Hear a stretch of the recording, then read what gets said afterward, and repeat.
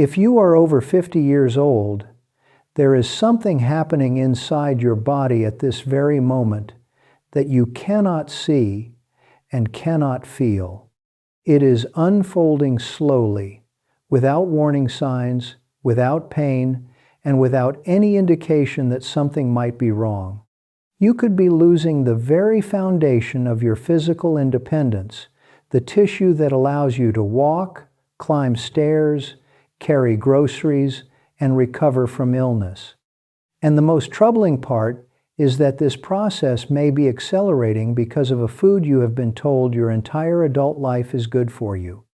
You have probably spent years making careful choices about what you eat. You have listened to the guidance of doctors, nutritionists, and public health authorities. You have reduced your consumption of processed foods, cut back on sugar, and tried to incorporate more whole, natural ingredients into your daily meals. You believe you are doing everything right.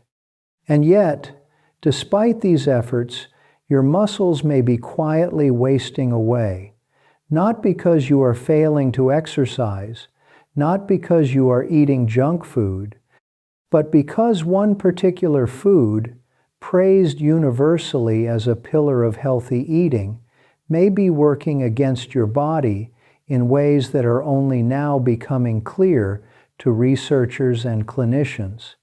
This is not about creating fear. This is about creating awareness.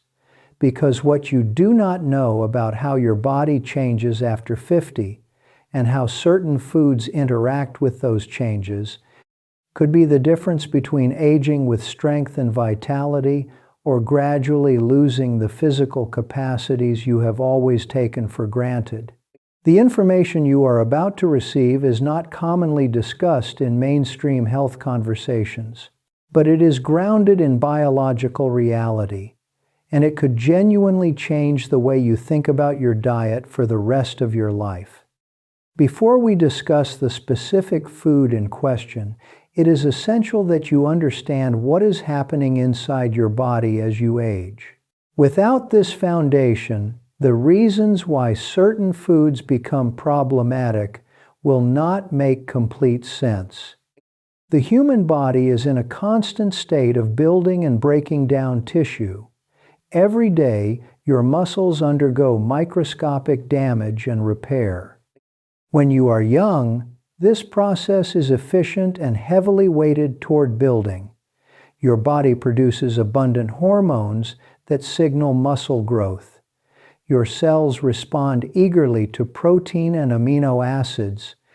Recovery happens quickly and completely, but somewhere around the age of 30, this balance begins to shift. The breakdown starts to outpace the building, and the gap widens with each passing decade. By the time you reach 50, you have entered a phase that scientists call sarcopenia. This term comes from the Greek words for flesh and loss, and it describes the progressive, age-related decline in muscle mass and strength. Research suggests that after 50, adults can lose between 1 and 2% of their muscle mass every single year. Some studies indicate that strength declines even faster, at a rate of roughly 3% annually. These numbers might seem small, but they compound over time. By 70, you could have lost a quarter or more of the muscle you had in your 40s. What makes sarcopenia particularly insidious is that it often goes completely unnoticed. Your weight on the scale might remain stable for years. You might not see dramatic changes in the mirror. But beneath the surface, muscle tissue is being replaced by fat. Your body composition is shifting in ways that compromise your metabolism, your mobility, your balance, and your resilience. Falls become more likely. Recovery from illness takes longer. Activities that once felt effortless now require noticeable effort. Several biological factors drive this process. First, there are hormonal changes. Testosterone, which plays a crucial role in muscle maintenance for both men and women, declines steadily with age. Growth hormone production drops as well.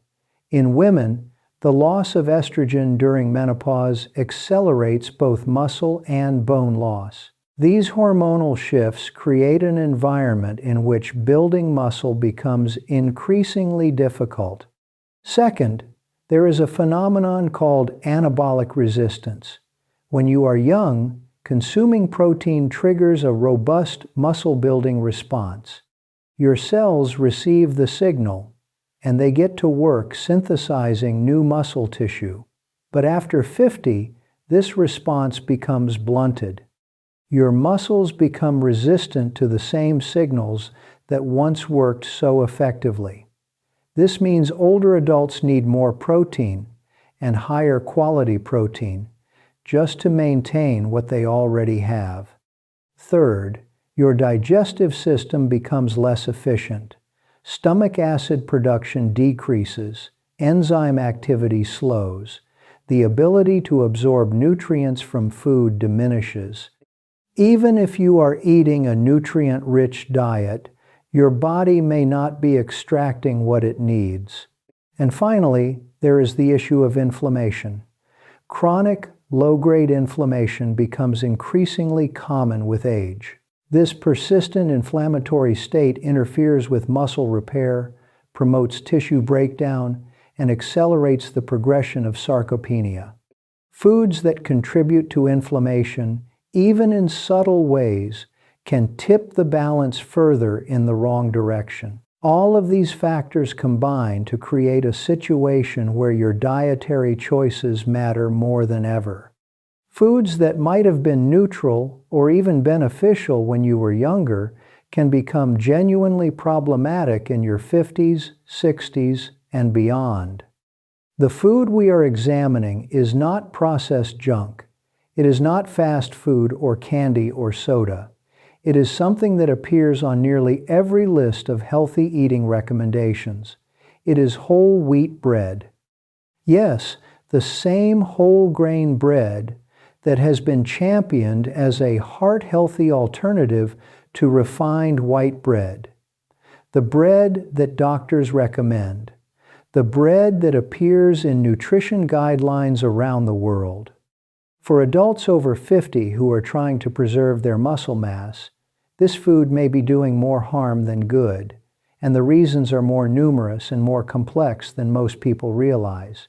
Let us examine the 5 ways that whole wheat bread may be quietly contributing to muscle loss as you age.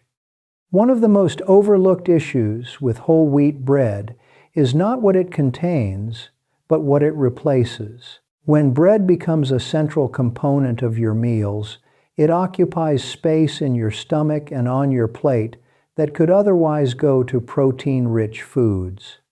A typical slice of whole wheat bread contains approximately 3 to 4 grams of protein.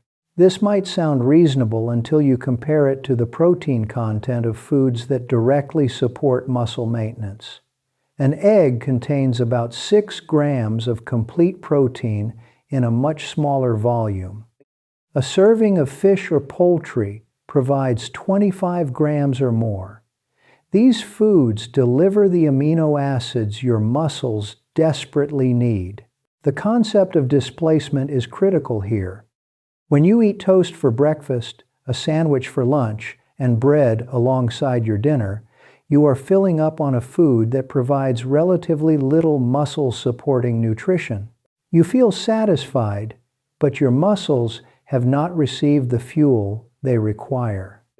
Research suggests that older adults need at least 25 to 30 grams of protein at each meal to overcome anabolic resistance and stimulate meaningful muscle protein synthesis.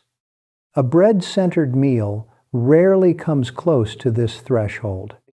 Over time, meal after meal, day after day, this pattern creates a cumulative protein deficit. Your muscles receive inadequate amino acids, repair processes slow, breakdown accelerates, And because this happens gradually, you never notice a specific moment when things went wrong. You simply find yourself weaker than you used to be.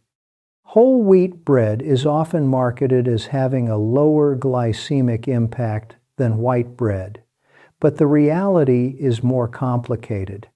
Many commercially produced whole wheat breads have glycemic indices that are only marginally better than refined bread. Some are virtually equivalent.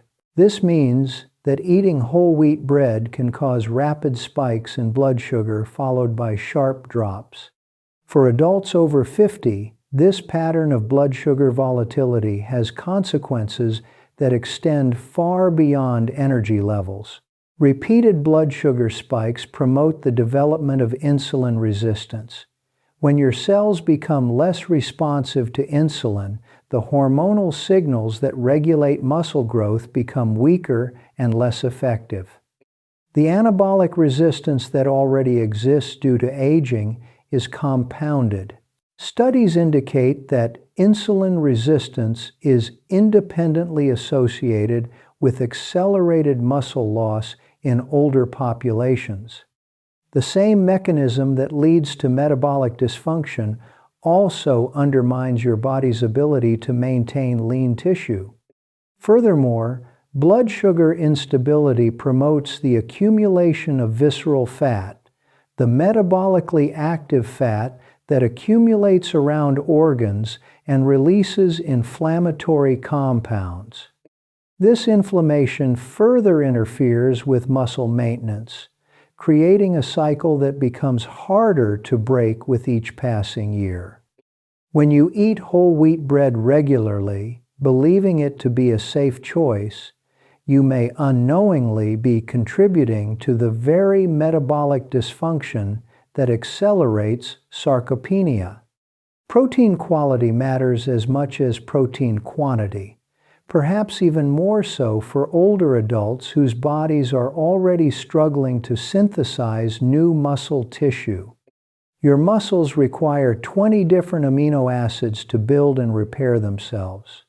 9 of these amino acids are classified as essential because your body cannot produce them internally. They must come from food. Animal proteins such as eggs, fish, poultry, and dairy contain all 9 essential amino acids in proportions that closely match what your muscles need. These are called complete proteins. Wheat protein is incomplete.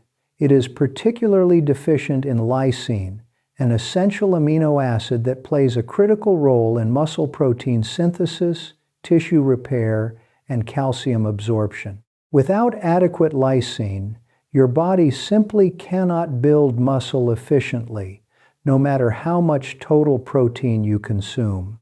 For younger individuals with robust anabolic responses, this limitation might be partially compensated for by eating a variety of protein sources throughout the day. But for adults over 50, every protein opportunity counts. When bread contributes a meaningful portion of your daily protein intake, you are consistently providing your muscles with suboptimal raw materials. The lysine deficit accumulates. Muscle repair falters. The building blocks are simply not there. Whole grains contain compounds called phytates, also known as phytic acid. These naturally occurring substances serve as a storage form of phosphorus in the grain. But in your digestive system, they have an unfortunate side effect. Phytates bind to essential minerals like zinc, magnesium, and iron, forming complexes that your body cannot absorb. For older adults, this is particularly problematic. Zinc is essential for protein synthesis and immune function. Without adequate zinc, muscle repair processes are compromised. Magnesium participates in hundreds of enzymatic reactions, including those that govern muscle contraction and energy production. Iron carries oxygen to tissues throughout your body. including muscle tissue that depends on oxygen for proper function. Age already reduces your capacity to absorb nutrients efficiently. Stomach acid production declines. Digestive enzyme activity slows. The intestinal lining becomes less permeable to minerals. When you add a food that actively binds these minerals and carries them out of your body before they can be absorbed, you compound an existing vulnerability. People who eat whole wheat bread regularly, sometimes multiple times per day, may be creating significant mineral deficits over time. These deficits do not produce immediate symptoms. They manifest slowly as subtle declines in strength, endurance, and recovery capacity. By the time the effects become noticeable, the underlying nutritional debt has been accumulating for years. This is the most significant mechanism by which whole wheat bread may be damaging your muscles, and it is the factor that receives the least attention in mainstream nutritional discussions. Gluten is a protein composite found in wheat, barley, and rye. For individuals with celiac disease, gluten triggers a severe autoimmune response that damages the intestinal lining.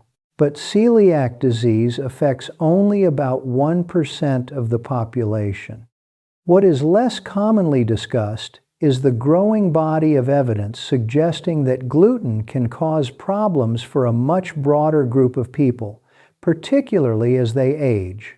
Research indicates that gluten can increase intestinal permeability in susceptible individuals. This phenomenon, sometimes referred to as leaky gut, allows particles that should remain contained within the digestive tract to pass through the intestinal barrier and enter the bloodstream. When this happens, the immune system responds to these foreign particles as threats. The result is chronic, low-grade, systemic inflammation that persists as long as the trigger remains in the diet. For adults over 50, this inflammation is extraordinarily damaging to muscle tissue. Inflammatory compounds interfere directly with the molecular signals that govern muscle protein synthesis. They accelerate the activity of enzymes that break down existing muscle tissue. They disrupt the hormonal environment that supports muscle maintenance. And because this inflammation is subtle and systemic, it causes damage over months and years without producing obvious symptoms. You might feel perfectly fine, you might have no digestive complaints whatsoever, but inside your body, the inflammatory cascade triggered by regular gluten consumption could be accelerating the muscle loss that accompanies aging. Studies have consistently shown that elevated inflammatory markers are associated with lower muscle mass, reduced strength, and poorer physical function in older populations. The most troubling aspect of this mechanism is its invisibility. Unlike an acute injury or illness, gluten-induced inflammation does not announce itself. There is no pain, no fever, no obvious sign that something is wrong. The damage accumulates silently, manifesting years later as weakness, frailty, and loss of independence. By then, reversing the damage requires far more effort than preventing it would have. If everything you have heard so far feels discouraging, allow this final section to offer hope. Because despite the complexity of these mechanisms, the solution is remarkably straightforward. Replace the bread with protein. This does not mean you must eliminate whole wheat bread entirely from your life. It means recognizing that when bread occupies a central place in your diet, it displaces the very foods your aging muscles need most. Every meal is an opportunity to send your body a signal. When that signal is dominated by bread, you are telling your muscles that building and repair are not priorities. When that signal is dominated by high-quality protein, you are providing the raw materials for maintenance and growth. Consider beginning your day with eggs rather than toast. Explore lunch options that center on fish, poultry, legumes, or dairy rather than sandwiches. At dinner, make protein the foundation of your plate rather than a side dish. Aim for a palm-sized portion of complete protein at every meal, and prioritize variety to ensure you receive a full spectrum of amino acids and supporting nutrients. Many people who make this shift report noticeable improvements within weeks. Energy stabilizes, strength returns. The subtle decline that once felt inevitable slows or reverses. This happens not because of any miracle or secret, but because the body finally receives what it has been asking for all along. Growing older does not have to mean growing weaker. Muscle loss is not an irreversible sentence handed down by time. Every choice you make about what you eat sends a message to your body about what to build and what to break down. By understanding how your body has changed and how certain foods interact with those changes, you gain genuine power over your own trajectory. Whole wheat bread is not poison. It has legitimate nutritional qualities. But for adults over 50 who are concerned about maintaining strength, mobility, and independence, it deserves careful reconsideration.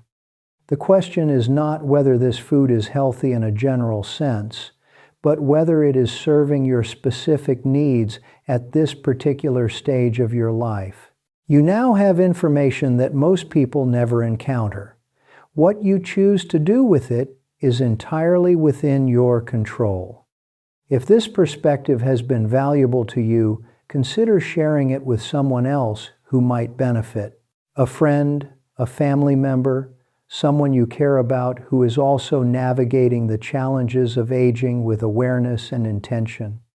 And if you wish to continue exploring these topics with the same depth and honesty, subscribing to this channel will ensure that you remain informed as new understanding emerges. Take care of your body, nurture the strength you still have, and remember that awareness is always the first step toward meaningful change.